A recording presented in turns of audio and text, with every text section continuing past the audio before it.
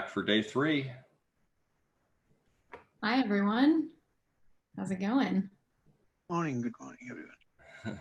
And I think we're excited to kick things off here in just 1 or 2 minutes. We're going to give people another minute to log on, but I know I'm really excited about today's topics. We'll go through the agenda in a minute, but I just want to say good morning, good afternoon, and good evening to everyone. I've just been blown away by the participation we've had in this event so far. I was telling my kids last night that we had people from over 70 countries show up. So being able to roll into my home office and get on Zoom and talk to people from 70 countries I can't imagine how I could be luckier than that. So I'm just excited to be part of this community and be able to connect with all of you again today. Yeah. Let's see if we're ready to go here. I think that we are just about ready. So I'm Mark Collier with the OpenStack Foundation, and I'm Ashley Ferguson, also with the OpenStack Foundation. Amazing. Okay, thanks for everyone joining us. Thanks again to Ashley. We'll be your MCs again today throughout the event. And to start with, we're going to do something we did yesterday, which is we're actually going to recap a little bit of what happened yesterday, go through some of the Etherpads. And I think to help us do that and kind of refresh our memory from yesterday and maybe catch people up that weren't here, we're going to bring in Jonathan Bryce. So Jonathan, why don't you tell us a little bit about yesterday's recap? All right, let me get my screen share up here. So yesterday we had 3 interesting sessions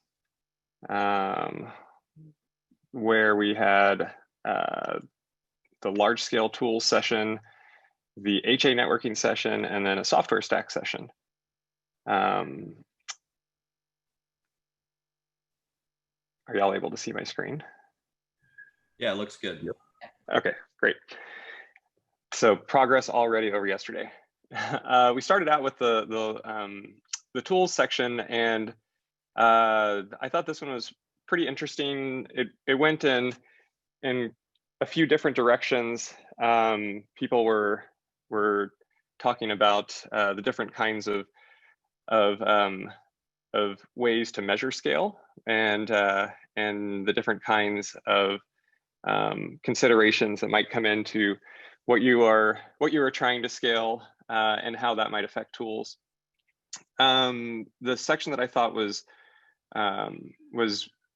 one of the more interesting ones was when we were talking about different bottlenecks, and we had a number of people who shared, I think they were called horror stories, but basically trials and tribulations in scaling different systems.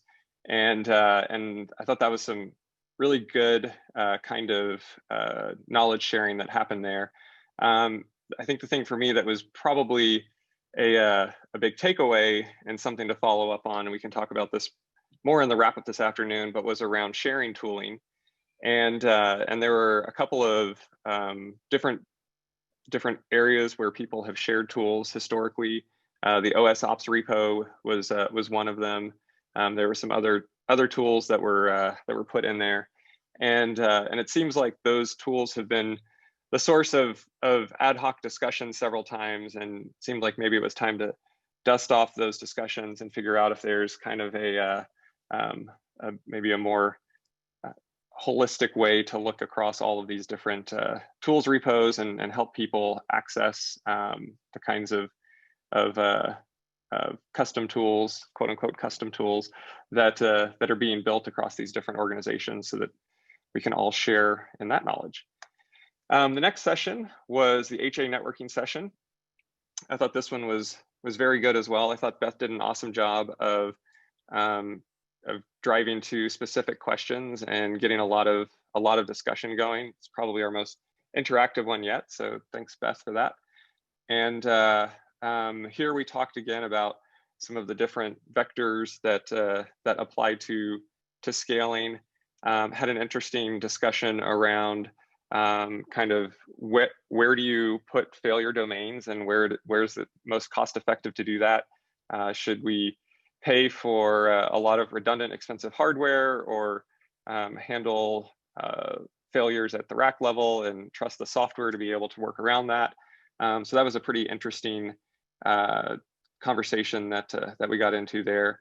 There were some topics that didn't have time for. So this is one that if you are interested in adding your thoughts, the Etherpad is still up.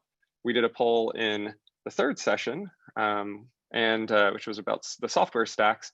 And it seemed like people said upgrades and networking were some of their more challenging areas. So maybe go throw your thoughts in networking around where the challenges are, and we can follow up on those later on. And the final one was the software stack section. This one, I think, we had some interesting discussion around the sort of form factor for compute, whether it's bare metal, virtual machines, containers, what the mix is going to be over time, and how to plan for deployment of infrastructure software, but also kind of how to plan for the mix of the kinds of resources that the end users are going to want. I think one of the things here that I noticed was software stack, super broad topic. It seemed like it took us a little while to warm up and chime in. So as we get going today, I think that finding those very specific questions within the different topics that we have is going to help to get all of the attendees and participants active and engaged, and help us kind of finish on a strong note today. So that's the recap. And one last point that I thought was really interesting, Mark, kind of along with what you were saying. Yesterday we had moderators from Europe, from North America, and from Asia, all in one single session. So I thought that was pretty cool. Yeah, it's amazing to see the participation. I think we're all dealing with the challenges of not being able to travel as much, but there's so many benefits as well. So it's nice to see some of that. So I think next up, we're gonna have Ashley do a quick reminder of how to participate, especially if you're new. This is your first day here. She can give you the rundown. Yeah, thanks, Mark. Yeah, so thank you to those who have been on day 1 and 2. Those have been amazing. So thank you for returning. And if you're new, welcome. Glad you made it to Zoom. Thanks for going through all of the technical difficulties with us. We're learning as you are, but overall things are going really smooth. So Zoom has been great. So congrats if you made it here. That's the first big step. And then another tool we're using is Etherpads, which is what Jonathan was just scrolling through. So we'll talk a little bit more about how to use that later. So back to Zoom, we've been using the Zoom chat, as you can see. So this is the best place for any technical questions that are topic relevant. So feel free to drop those in there. We'll try to answer as many as we can and direct it to the moderator and whoever's speaking. But also we want you to feel free to jump in yourself. We want everybody here to feel like they are welcome to participate. So feel free to hop into the conversation.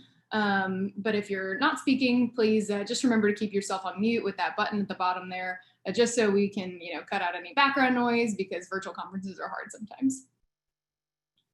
So Etherpad, like I mentioned, that is an open source tool that we rely heavily on for a lot of events. It's wonderful. It's for real-time note-taking, used for feedback, action items. So you'll see things in there that moderators might ask for comments on, things like, hey, put a +1 next to this if you're voting for this. So it's a really cool tool that we like to use.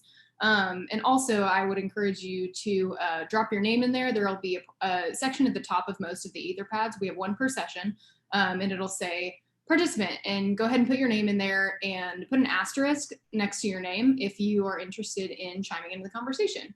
Just helps the moderators know if somebody would be comfortable being called out to, speak about a topic they might have commented on. So please jump in and do that if you want. And then if you need help at any point that's, not relevant to the conversation, but you might need help logging on at any time, feel free to email events@openstack.org, and we have people waiting to help you out with that. Like I said, if you have a question about anything relevant to the topic, ask it in the Zoom chat, or you just want to say hi, feel free to drop that in there. And then we also have a tips and tricks Etherpad that was emailed to you before the event. So we'll drop some links in right now to those. And as a friendly reminder, this is an OpenStack Foundation event. So we do abide by the OpenStack Foundation Community Code of Conduct. So please be courteous, respect yourself professionally, and please respect each other. And if there is a violation you need to report at any time, feel free to visit that URL at the bottom, openstack.org/code of conduct, and there will be instructions on how to do that there. And with that, I will turn it back over to Mark. All right. Thanks, Ashley.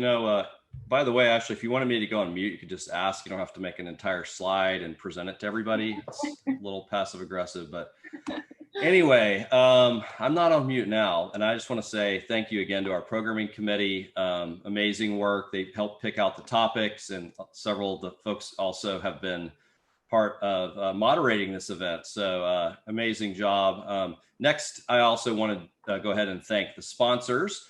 So we have a number of sponsors that made it possible for us to do this event today. And we can get the slide. Yeah, this is these are the folks. These are the companies that really provide the financial support that we need to put on the event. And we're able to do it for free for attendees, which is always nice. I think that's one of the many reasons we're able to get even broader participation from around the world.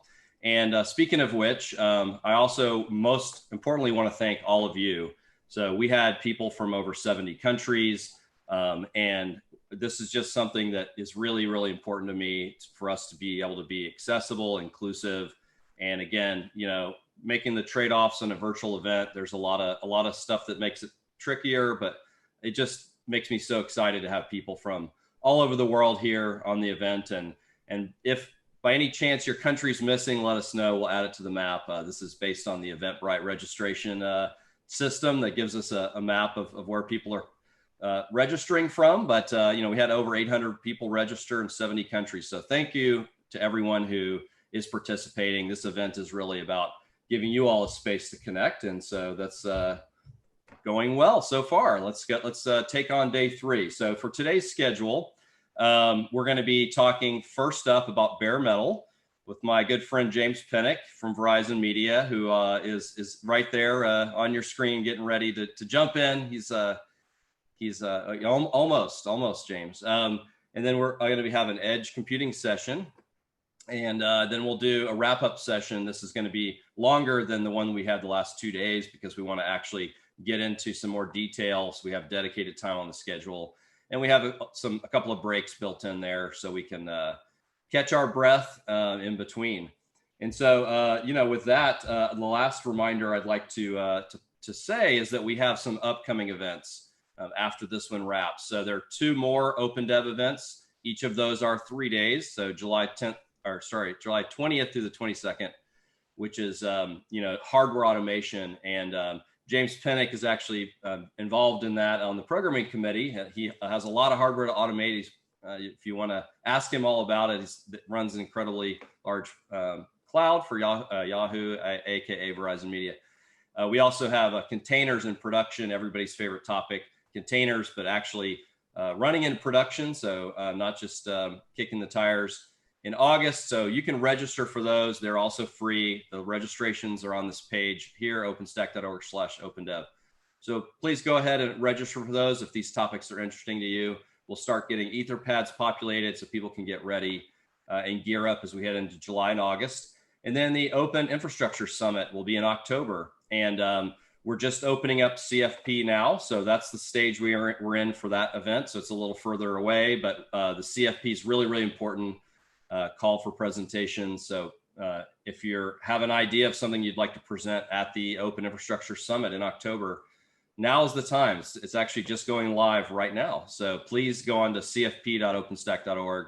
We'll be putting more information online as we get closer to the event. But right now, the CFP tool is open. That's the phase we're in for that event. It's the biggest event we do every year. So go ahead and get excited and get prepared and start thinking of your ideas for the summit.